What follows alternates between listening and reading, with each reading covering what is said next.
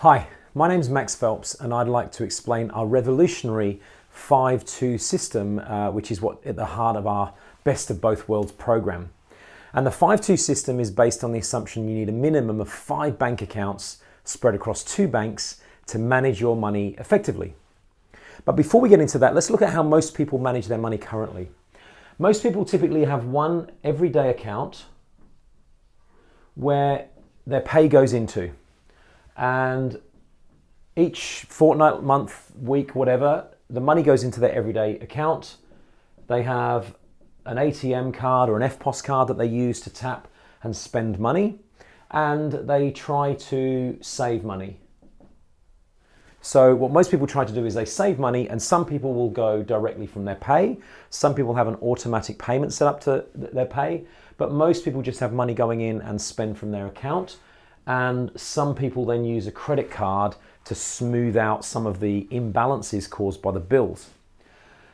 Now, the problem with this system, and I use this system for 11 years and I'm currently $1.1 million poorer because I used this system, is that if your pay comes into an account that you can access with a card, or worse still, access it before you've even earned it, you're very likely to lose track of what you're spending and spend more than you would otherwise.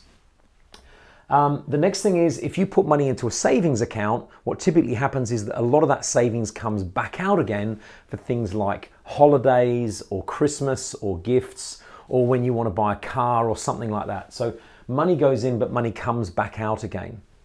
The other thing is, if you're paid fortnightly or monthly, then you'll know the pain. If you're paid fortnightly, you'll know the pain of the off week, and if you're paid monthly, you'll know the pain of the 5-week month. And for most of us, I used to get paid monthly. Is you end up using a credit card to manage that.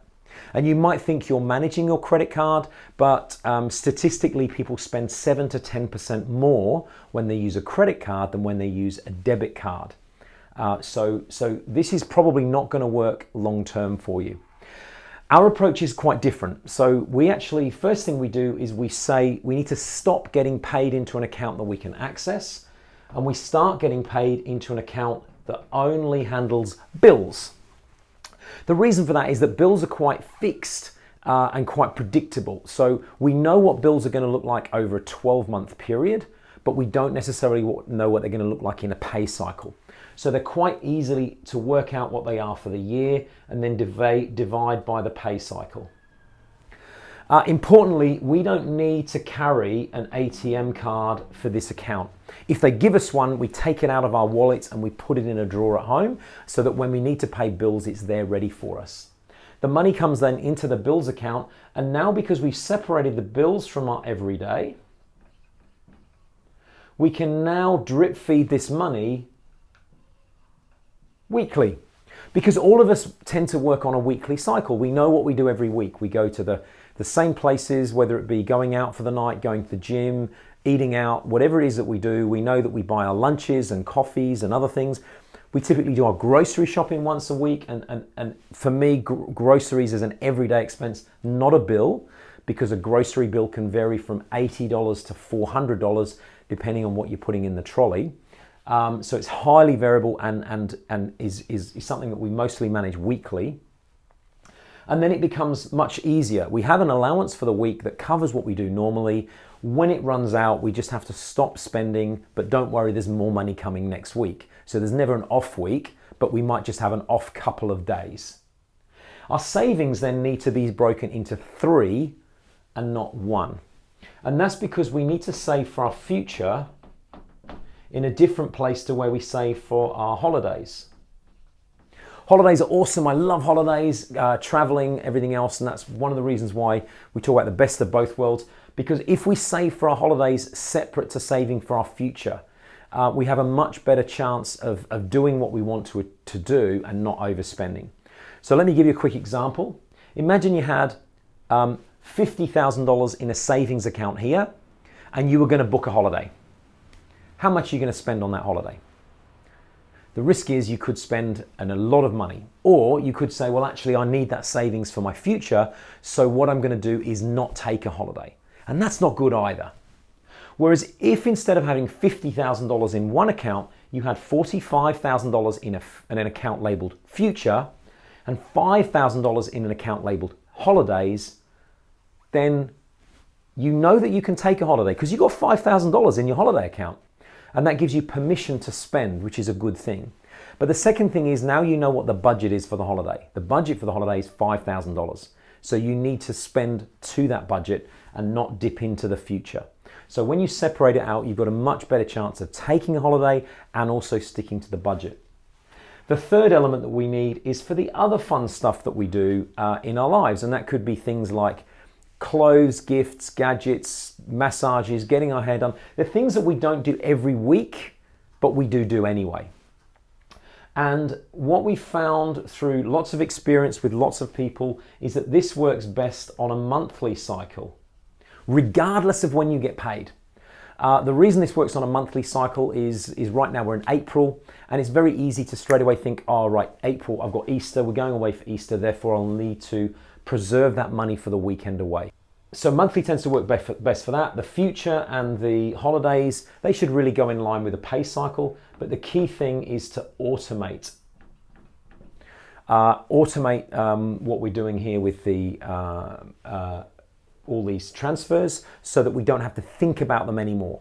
Because once we stop thinking about them, we stop worrying about them, and we just know that whatever we've got for the week is it, and there's a bit for the month. Once the monthly money is gone, we're down to the weekly money until the new monthly cycle comes along. Now that's the 5 bank accounts, but we say 5 bank accounts across 2 banks. Because if you were to do all of this with one bank, you'd be back in a situation where you are here, where you might have money, you might run out in your everyday account, and then you dip into your savings. And typically what happens is, let's just say the sane and sober version of you set up a lovely system, and then the slightly inebriated version of yourself on a Friday or a Saturday night suddenly ran out of money and decided to start dipping into savings. So what we do instead is we break this off, and we'll say that we'll do this side with one bank, we'll call it Bank A, and this side with not Bank A.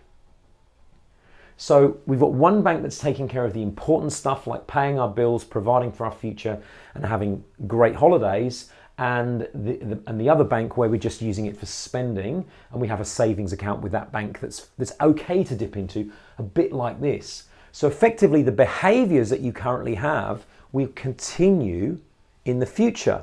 The difference is that the rest of your money is taken care of separately. It also means that when you separate out these two, is that it's okay to spend every last cent in this account, because you don't have to worry about missing a direct debit from your bills account, because that's being taken care of separately. Whereas what happens is people tend to, when everything's in one, they'll run out of money in there every day, and then a bill will come and they'll either miss the bill or they'll dip into the savings for the bills. And often when people come to me and I ask them where their savings are and how much their savings, there's a big gap between what they think they should have and what they've actually got, and they'll blame it on the bills. I had to take my money to pay for my car rego. I had to take the money because I had a big bill coming. And the reality is not because of the bill, it's because they spent too much money week to week. So that's the basic setup. The other thing I forgot to mention is that the future account is where we want to see between, if you're living out of home and renting, you should be saving at least 20% of your income for your future. And if you're lucky enough to live at home with family and not pay board, then this figure should be more like 50%, because most of us spend about 30% on rent and accommodation. So 50% is the target if you're living at home, otherwise it's 20%. This is a fixed number. The rest are all variable depending on your goals and your income at the time. So I hope you got something out of it. That's the basics of the 5-2 system. We've been using it ourselves for 10 years. We've had clients using it for over 7 years, and we know that it works, and we know that it can work in a modern world that we live in with tap and go. And so that's why we recommend it. If you want to know more about how we move from where you are now, how it works with a couple, please sign up for one of our free live workshops, and we'll go through all those things and we'll answer any questions that you've got. Otherwise, please like, share, tag a friend, and as always, I hope that you live long and prosper.